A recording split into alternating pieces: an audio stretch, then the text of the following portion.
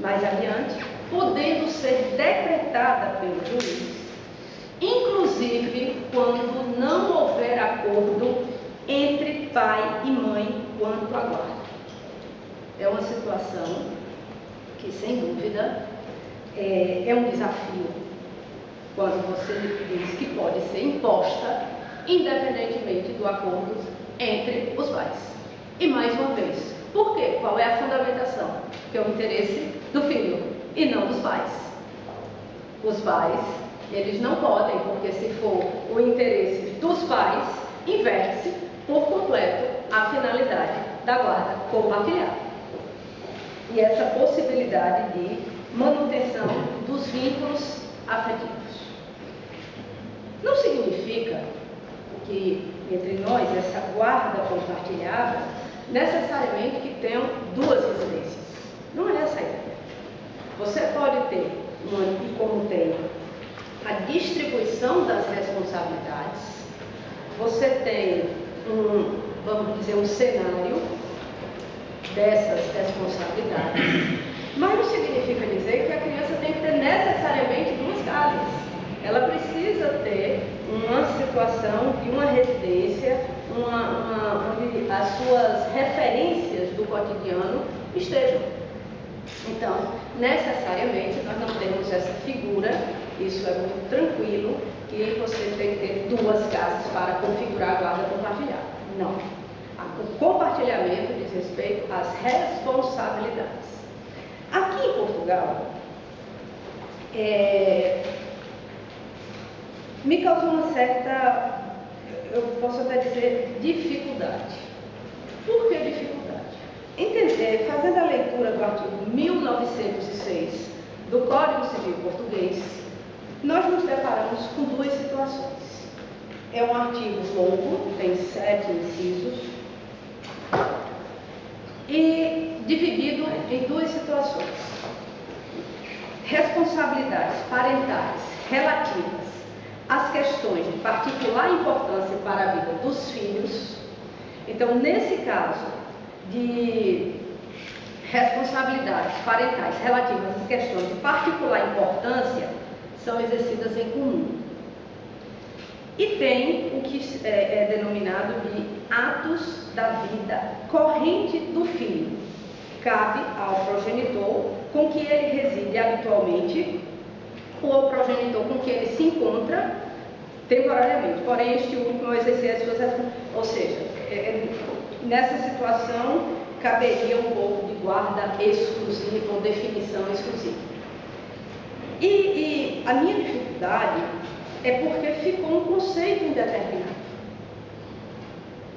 Ou seja, no caso concreto, a partir de uma orientação doutrinária, a partir de, talvez, da própria jurisprudência, é que vai ser definido, naquele caso concreto, o que é que vai ser questões, o que é que serão as questões de particular importância para a vida do filho e atos da vida corrente do filho. Acabou sendo uma zona cinzenta nessa definição. Você não tem a priori o que seriam esses atos. Claro que o próprio artigo ele já dá alguns indicativos, também permitindo que eu até destaque, que designadamente, no caso, o tribunal, designadamente o eventual acordo dos pais e a disponibilidade manifestada por cada um deles para promover relações habituais do filho com o outro. O tribunal decidirá sempre de harmonia com o interesse do menor, incluindo de manter uma relação de grande proximidade com os dois progenitores, promovendo e aceitando acordos ou tomando decisões que favoreçam amplas oportunidades de contato com ambos e de partilha de responsabilidade entre eles.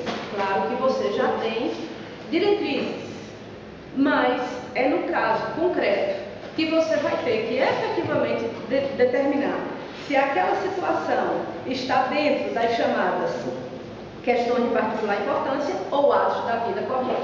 Então, esse ponto é que eu achei que há uma certa divergência entre a legislação brasileira, que foi muito mais enfática ao dizer guarda compartilhada é isso, e a legislação portuguesa.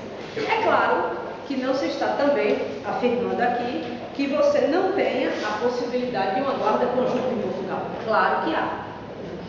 Inclusive, pelo que eu li, pela doutrina que eu consigo colher, você tem, evidentemente, essa possibilidade, agora tendo chamado a atenção para essa chamada zona cinzenta, esses atos intermediários que podem ser classificados tanto como um como para o outro.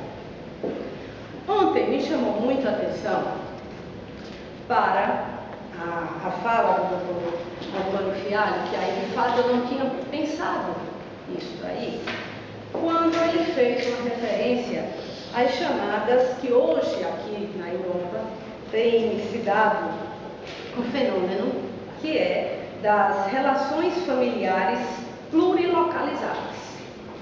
Isso é muito aqui, sem dúvida, ocorre de modo muito mais recorrente do que no nosso país.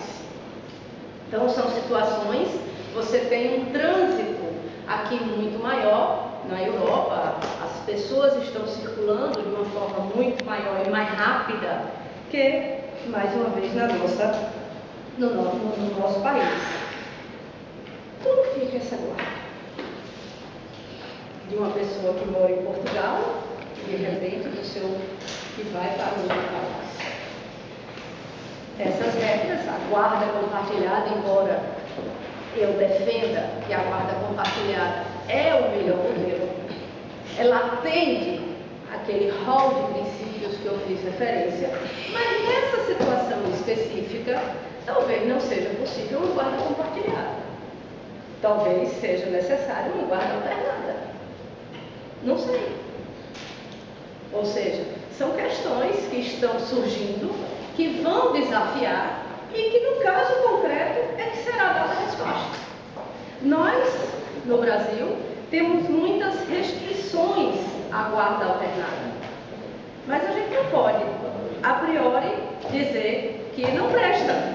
Vai depender, sem dúvida, de um estudo, de uma análise, mas eu não vejo como sendo a melhor opção.